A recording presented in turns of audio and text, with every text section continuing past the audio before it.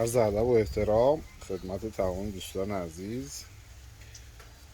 در مورد فصل پرریزی یه نکته‌ای که با عرض کنم خدمتتون، کبوترهایی که فصل پرریزی رو به خوبی گذروندن، یکی از نشانه‌هاشون انعطاف پرهاست.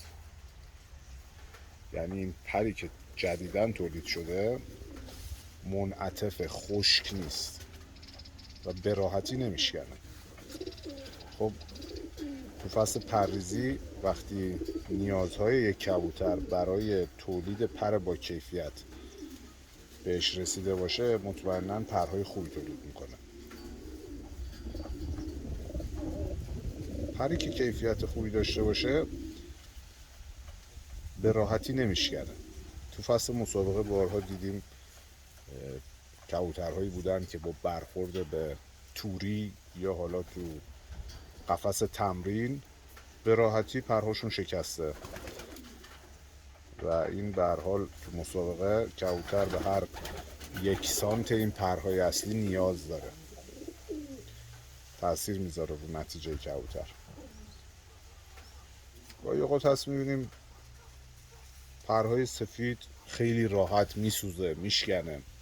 البته این در حالت کلی پر سفید عمر کمتری نسبت به پرهای تیره رنگ داره، اما کیفیت پر هم روی این تاثیر داره و ژنتیک کبوتر هم روی این تاثیر داره. اگر کبوتر به صورت ژنتیکی پرهای با کیفیتی داشته باشه و پرریزی خوبی گذرونده باشه، مطمئناً به این زودی پرهای سفید هم نمیسوزن. خب این کبوتر مراحل آخر پرریزیش خوبه، از نظر سلامتی هم در شرایط خوبی قرار داره.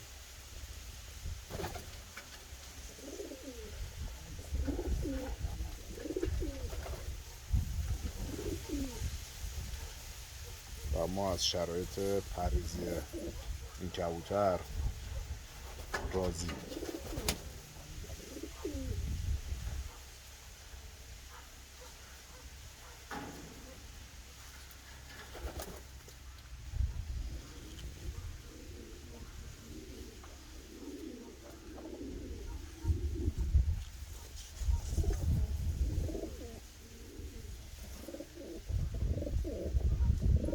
کلمپ پرهاش هم بسیار عالیه. دوستان اصلا توی مستندی ترجمه کرده بودم در مورد هربوت، این نکته خیلی مهمه. همیشه دستتون از زیر پرها رد کنید وقتی میخواید یک کبوتر خوب هم تشخیص بدید. پرها باید به هم چسبیده و چفت باشه.